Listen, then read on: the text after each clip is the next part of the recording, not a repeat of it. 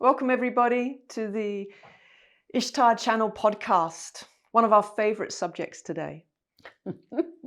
We love talking about this. We do love talking about it. It's great. Co-creation.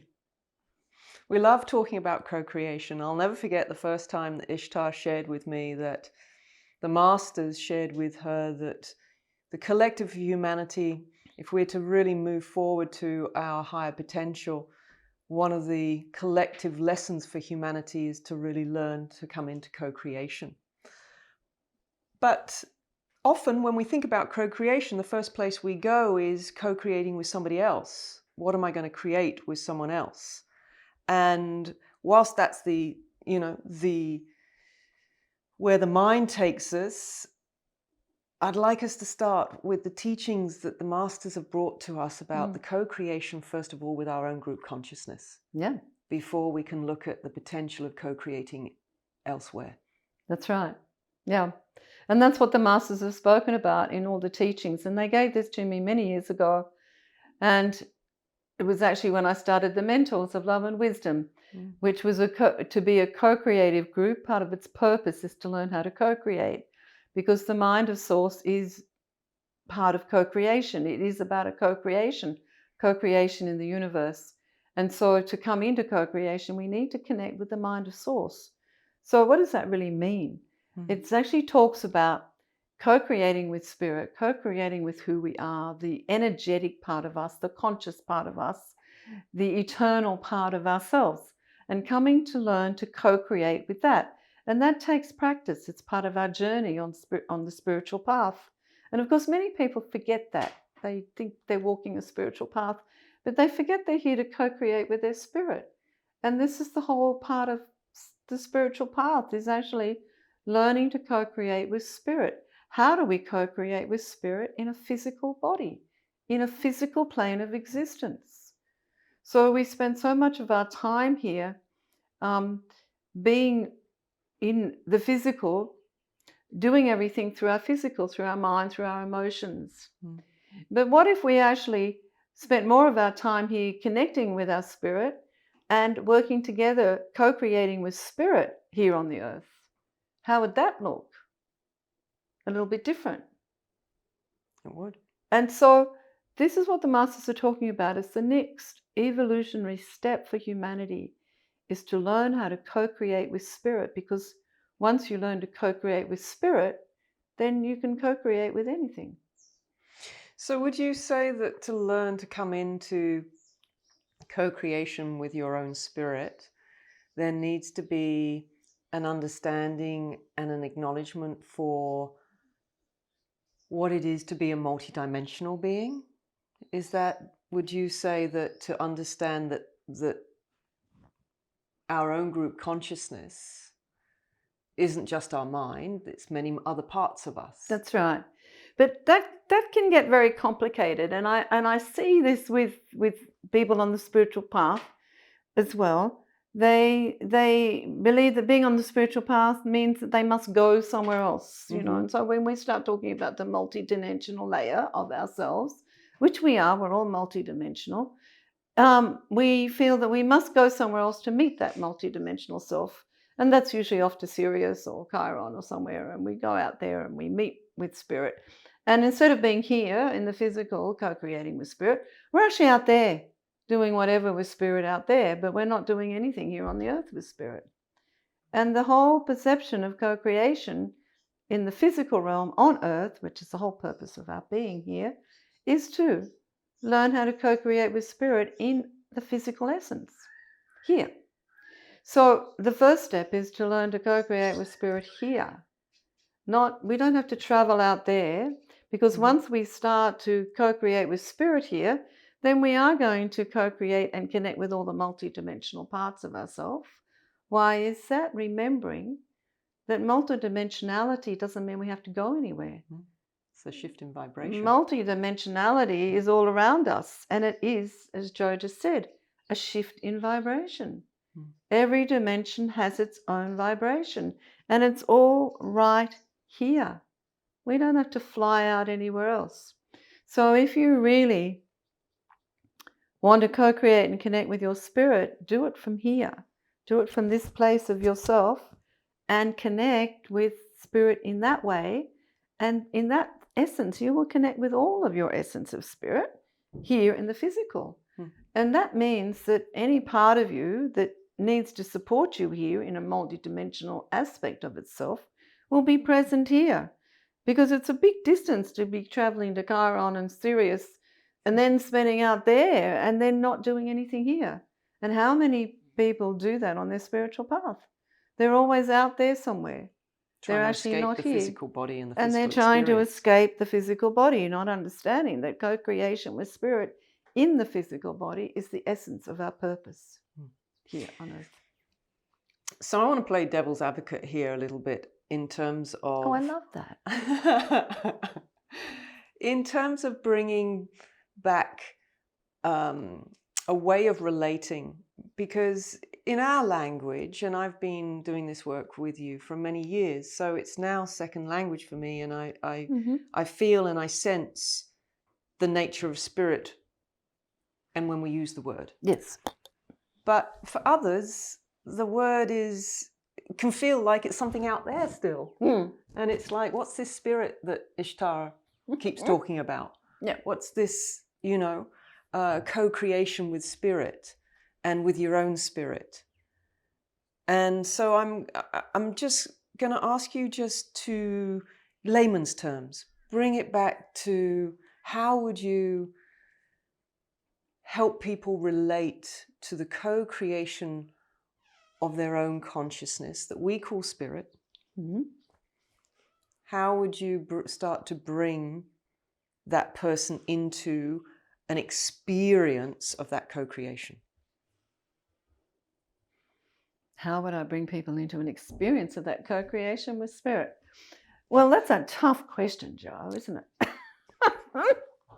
Because I do it through activation, through meditation, through connecting in.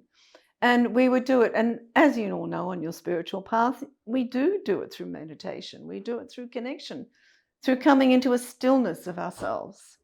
Because how do you connect with spirit? You connect with spirit through stillness, through being present with yourself, going into stillness, going into silence, and calling, just simply calling for spirit to be present. Because your spirit's there. It's always there. You don't have to go anywhere to find spirit. Spirit's here. It's who you are. It's what you are, your spirit. And you're the mind, and you're the ego, and you're the multidimensional self. But the multidimensional self is your spirit. It's the eternal consciousness of you. And so be present here. Be still here. Come into silence. Calm yourself. Step out of your mind. And really open to that connection. I can't do it for you, but I can help you to do it. But learn with that, sit with that, practice with that. Go into your meditations, not into your mind, but into your being. And come and sit with that part of you. And co-create. How do we co-create with spirit? We do it by sitting with spirit, by listening to spirit. And that doesn't mean words coming into our ears from outside. That means having an inner knowing within yourself, that guidance that comes when you sit with spirit. And it's not about the doing all the time. Co-creating doesn't have to be about something you've got to do all the time. We always think that we have to go and do. Spirit's got to tell us something to do all the time. What am I going to do all the time? No, it's about being. How am I going to be all the time? How's my essence going to be here in this body? And if you do get guided to do something, then you're going to be doing it with the essence of your spirit. So it's going to be done consciously, not unconsciously running around, being unconscious in your doing. So it's a practice of being to cultivate a discernment of the essence that you spoke about, the inner knowing, having a discernment for what that inner knowing.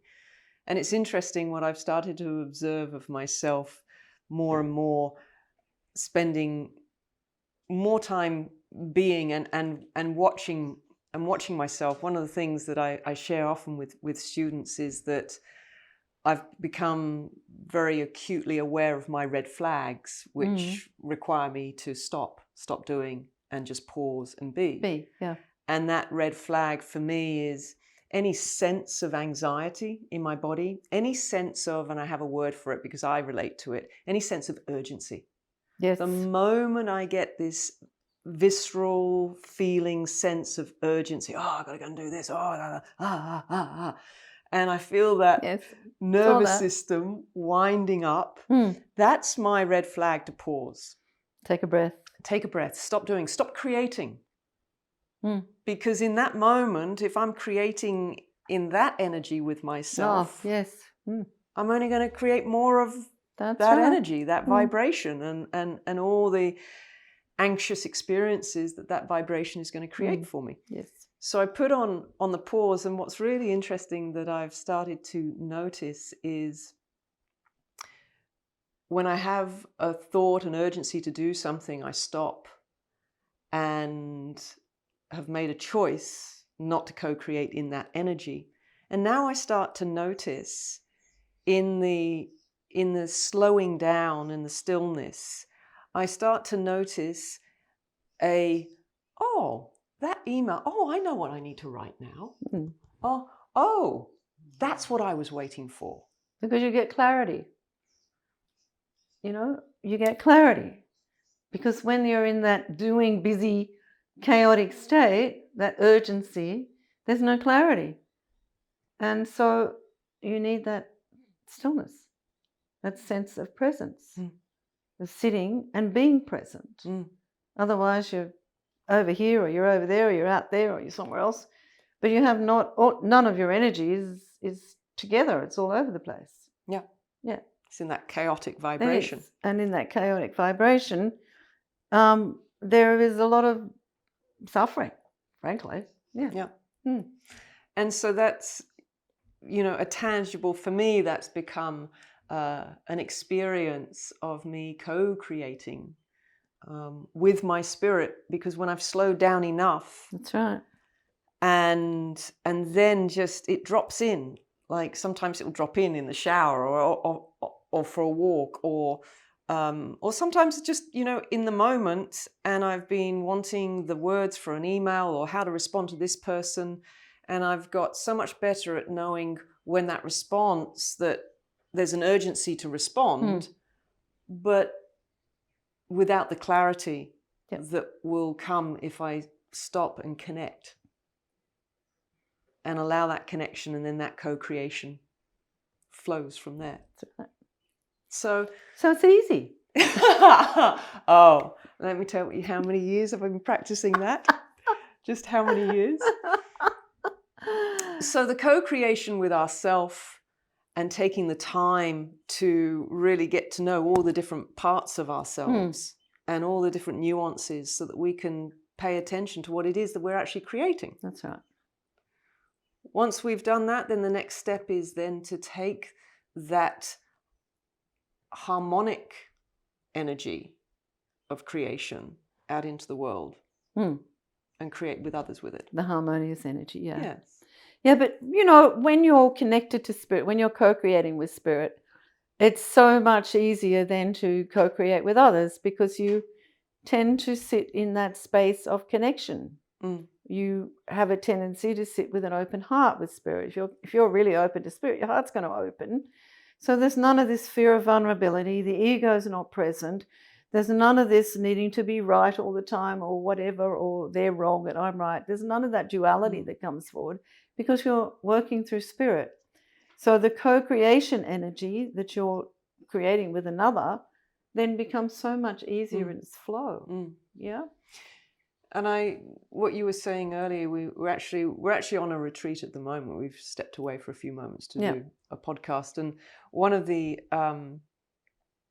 points that you shared earlier with us, with the masters in that co-creation, is that when we're co-creating with spirit, which is about flow, and feeling where the flow of creation is moving and how it's moving within you, how it's moving in relationship to another, then what you shared, which really stuck with me in class, was it's not about not having a disagreement. It's not about there not being difference of opinions and different ideas that may be conflicting. Yeah. It's not about that. It's about when you're creating with spirit, you're allowing all those different ideas, you're allowing the flow, the expression, and rather than going into resistance or rejection of what's being shared, there's a flow to discussion. There's a flow to creation. And openness. So you're not blocking the flow. Yeah. You're not blocking the flow of potential, because that spirit will always bring you potential. So if you're shutting it down, you've got no potential coming through. And that's really important. So co-creation is really important for potential in life, for possibilities. And of course, as soon as you shut something down, you go, oh no, that's not right. That's not right. This is not right. Then you've got no potential. You can't go anywhere. And co-creation becomes very challenging if you've got a strong will. Yes, it does. Because ultimately you're always imposing your idea of co-creation on someone else. And that's singular creation, not co-creation. Yeah, that is. So letting others come in as well, And but once again, it's letting spirit come in. It's so important to let spirit come in. The other thing, of course, is with co-creation, you listen.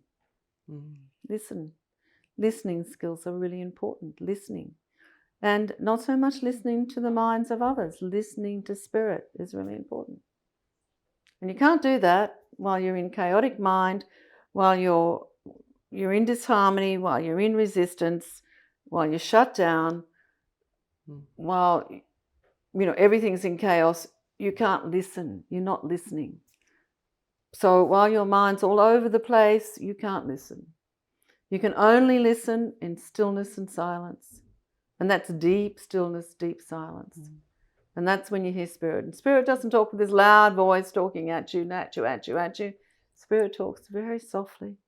Just a very soft energy will move through you.